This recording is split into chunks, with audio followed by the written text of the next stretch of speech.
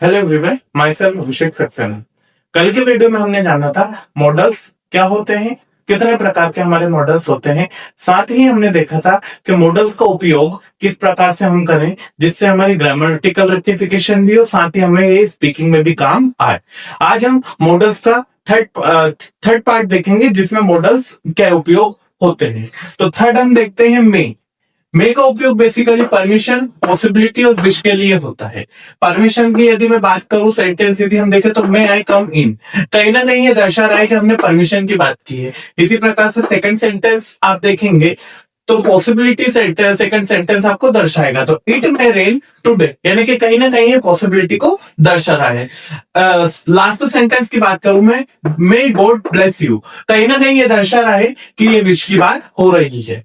इसी प्रकार से मैं नेक्स्ट मॉडल पे यदि जाऊं तो नेक्स्ट मॉडल हमारा है माइट का उपयोग बेसिकली हमारा लेस पॉसिबिलिटी, यानी कि जो भी काम है वो संभव तो है लेकिन उसके जो चांसेस है वो कम है, तो ये दर्शाता है आपकी लेस पॉसिबिलिटी को। For example, he might come tomorrow, यानी कि वह आएगा, कल आएगा तो, लेकिन उसकी पॉसिबिलिटी कैसी है, लेस है। या जो माइट मॉडल होता है वो लेस पॉसिबिलिटी को ही दर्शाता है।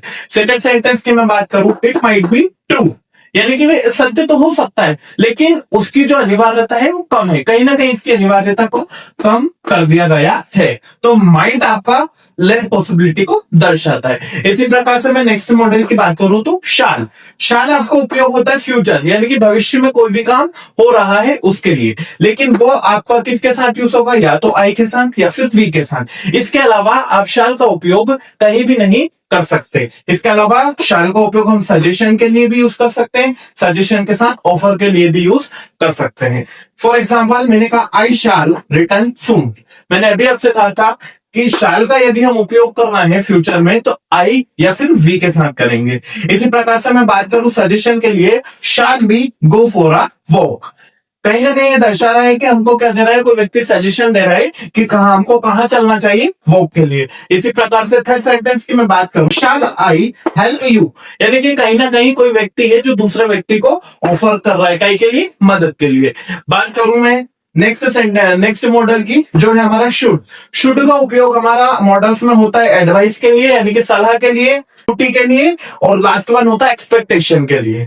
तो यदि मैं एग्जांपल की बात करूं तो वी शुड ओबे रूल्स, यानी कि हमको क्या फॉलो करना चाहिए, रूल्स फॉलो करना चाहिए। तो कहीं ना कहीं ये दर्शा रहा है कि एडवाइस को दिखा रहा है। इसी प्रकार से सेकंड में सेंटेंस की बात करूं, he should be at home at now, he should be home at now, कहीं ना कहीं दिखा रहा है कि वह भी कहां पर होगा, घर पर ही होगा। तो ये दिखा रहा है हमारी एक्सपेक्टेशन, ड्यूटी को, यानी कि वी शुड ओबे रूल्स, तो कहीं ना कहीं ये दर्शा रहा है हमारी ड्यूटी को, यानी कि हमको क्या करना चाहिए, आज्ञा का पालन करना चाहिए या नियमों का पालन करना चाहिए। इसी प्रकार से मैं थर्ड सेंटेंस की बात करूं, he should be home at now, यानी कि कहीं ना कहीं मैं उम्मीद लगा रहा हूं कि कोई जो व्यक्ति है वो कहां पर होगा, अभी घर पर होगा। तो ये काय की बात हो गई हमारी एक्सपेक्टेशन की। तो ये हो गया हमारा शुड मॉडल। इसी प्रकार से मैं सेवंथ मॉडल की बात करूं जो कि है विल यानी कि विल का उपयोग आपके फ्यूचर के लिए होता है। इसके उपयोग की बात करूं तो फ्यूचर, प्रॉमिस,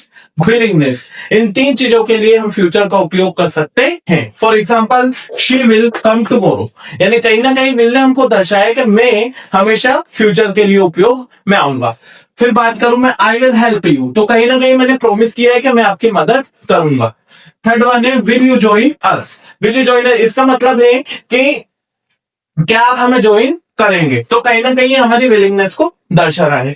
नेक्स्ट मॉडल यदि मैं देखूं तो हमारा है वुड का उपयोग हम पोलाइट रिक्वेस्ट, यानी कि विनम्र निवेदन के लिए, पास्ट हैबिट, यानी कि कोई ऐसी आदत है जो पहले की हो चुकी है।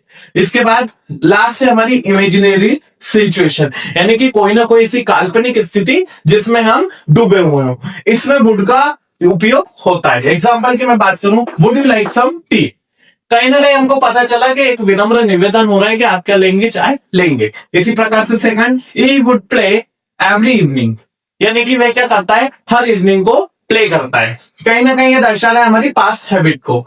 इसी प्रकार से मैं थर्ड की बात करूं, I would buy it if I had money, यानी कि मैं किसी चीज को खरीदना चाहता था, लेकिन कब, जब मेरे पास पैसे होते। इस प्रकार से हमारा थर्ड जो सेंटेंस है वो वुड के उपयोग को दिखा रहा है कि कहीं ना कहीं एक इमेजिनरी सिचुएशन है कि उस व्यक्ति के पास यदि पैसे होते तो वो क्या करता, बाय करता। लास्ट मॉडल हम देखेंगे जो कि आज का हमारा 9th मॉडल है, जिसको हम मस्ट के नाम से भी जानते हैं। इसके उपयोग की यदि मैं बात करूं तो स्ट्रॉन्ग नेसेसिटी, यानी कि किसी भी काम की जो नेसेसिटी है वो ज्यादा हो जाती है। सेकंड है ऑब्लिगेशन और थर्ड वन है डिडक्शन। इन 3 चीजों के लिए हम मस्ट का उपयोग करते हैं। फॉर एग्जाम्पल देखिए, you must wear a helmet, यानी कि कहीं ना कहीं स्ट्रॉन्ग नेसेसिटी को दर्शा रहा है कि आप कहीं जा रहे हैं तो आपको हेलमेट पहनना चाहिए। Second, we must follow the rules, हमको क्या करना चाहिए, रूल को फॉलो करना चाहिए। इसी प्रकार से लास्ट में ही मस्ट बी टाइड, तो कहीं ना कहीं हमारे डिडक्शन को भी दर्शा रहा है। तो आज की वीडियो में हमारे लगभग 9 मॉडल्स कंप्लीट हो चुके हैं। यदि मैं बात करूं अब आगे के मॉडल्स की, तो बचे हुए 4 मॉडल्स हम अगली वीडियो में कवर करेंगे। Thank you everyone.